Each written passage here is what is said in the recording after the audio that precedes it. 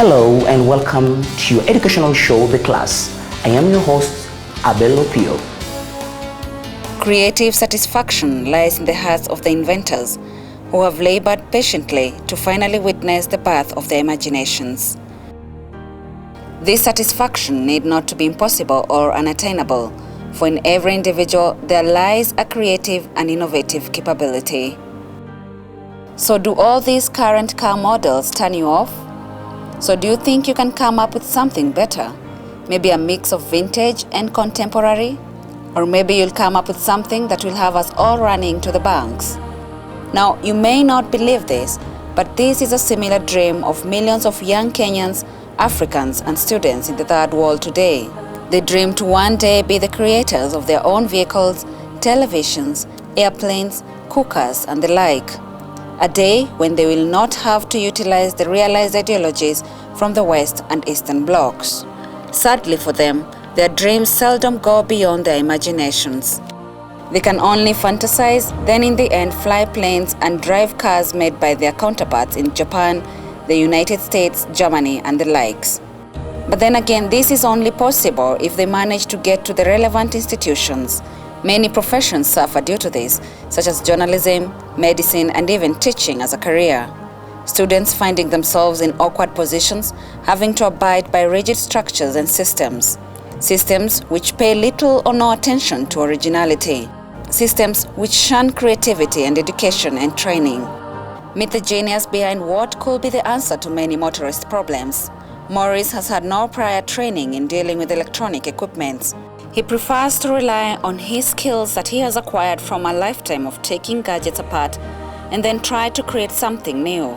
However, his lack of formal training has not stood in the way of this teenager's determination to explore new frontiers. I compiled the systems in order to come with this system which I'm using in this vehicle. According to Maurice, the system works in such a way that whenever a person starts up a car that has been fitted with this device, it will call the owner, who can then immobilize it using a specialized code. The system even allows the car owner to listen to conversation taking place inside his car as it is being driven off. Maurice, who comes from Mombasa, believes he has got the answers to the frequent carjacking incidents. All he needs, he says, is finances to take his inventions to a new level. For him to ever visualize and actualize his dream, aside from the funding, a number of requirements will have to be adhered to so that he can operate a business. In Africa, anything new by definition will not be accepted at first. It takes repeated attempts, endless demonstrations, and monotonous rehearsals before innovation can be accepted and internalized by an organization. This requires audacious patience. That is unfortunately not the only challenge to creativity and innovation. In Kenya, you have to go through 8 to 12 procedures before registering your own venture. And before this is done, many people will have given up. Another disheartening policy is the taxation, which requires all to pay taxes, no matter how small your venture is. When most individuals think of these hurdles, they thin and eventually resign to be passive creators who contribute nothing to the world of creation.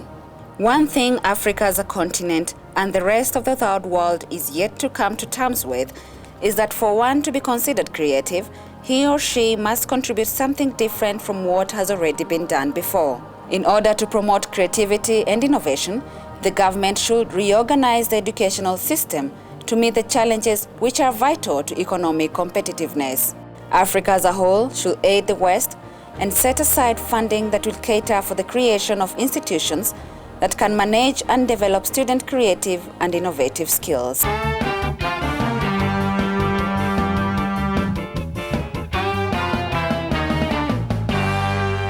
Ladies and gentlemen, it is easy to recognize the success of a creative person. But what does it take to identify, support, and provide abundance for all through one creative person? Now, in this village, which is close to Kisumu City, something is coming up. A unique university is built. It is a university that is hoped to change and bring total difference in education in Africa. That is the University of Creativity and Innovation. And true to its spirit, it has already started providing solutions to many parents who have gifted children who cannot pass our traditional examinations. Meet Kenneth Kungu, who struggled up to Form 4 and only managed to achieve a mean grade of D-. Obviously, no college or university could admit him with such grades. But you will agree that he has talents that even those who qualified for university admissions do not have. We caught up with him at the DALC-sponsored university site where Professor Obora has given him a workshop just like others he supports with various talents.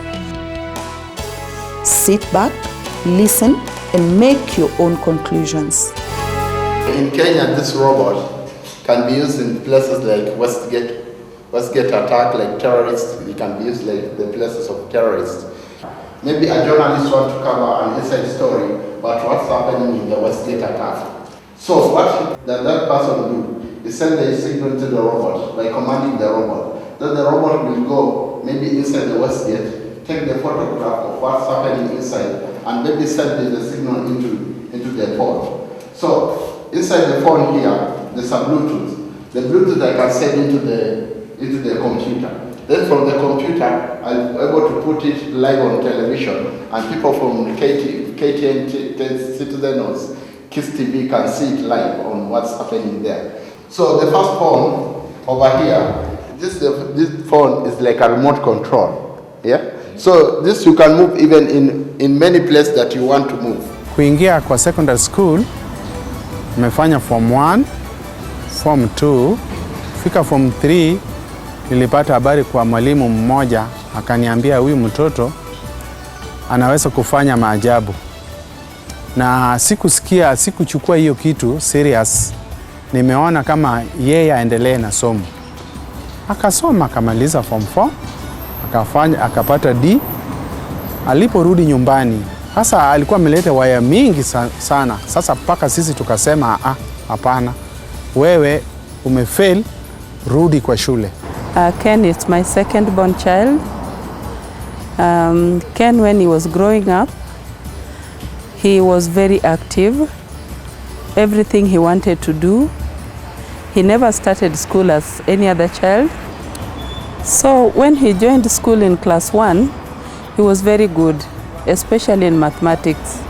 He could get 100%, and things like music he never liked. Kiswahili he never liked, but mathematics, anything to go with maths, he liked it a lot.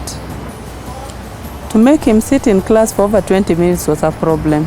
So he was always getting canes from the teachers who were attending to him. I had to withdraw him from the school where he was so that he can be in my class or in the school where I was. Later on, when we talked to his teachers, they were always advising us that we should not force him to sit in class and do what was impossible for him. Later on, we discovered that he could make some lamps, he could make some phones. He was always helping his brothers. When he is given computer games to play, he was always brighter among them. So we would always call him and rebuke him that what you cannot do is just what is made of hands, but you cannot do anything in school. So we were always disappointed in him. One day when he has done his Form 4, he saw about this DALC education in TV, and it was saying that the certificate itself is just a paper. What is in the paper is the value. Then we wondered, what do these people mean by the value being in the paper? And we thought that getting better grades is when he can be a doctor, he can be an architect, he can be an engineer. Now, he kept on telling us that he would like to make something which goes to the moon. He would want to make something which people will wonder. But we felt that he did not know what he was doing. Later on, when he visited the DALC Center, and he saw Professor Bura, and Professor Bura told him to visit the center so that they can assess him and see what he's talented in. We wondered what these people are talking about. And later on, when we were told to come to Nairobi to do the testing, and it was found that he has a talent, we thank God for everything, because we thought that a D- was not anything good for the child. We thank God that at least his talent has been found, and at least is now on his way forward. And I would like to tell the parents that forcing a child to do something which is not able to do does not help. We should at least find talents and the gifts that our children have, so that we can guide them in the right direction. Every single human being is gifted and talented. Yes, there may be a few of us who have exceptional abilities, that we can do things at an extraordinary level. But each one of us has something to give.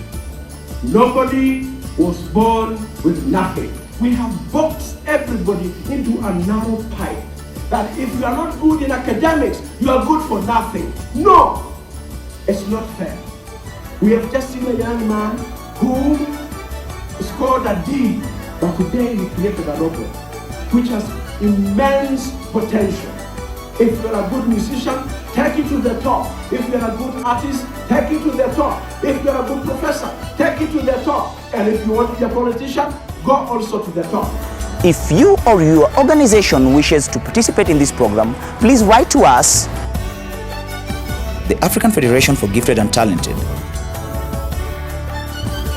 You can also visit the nearest DALC education campus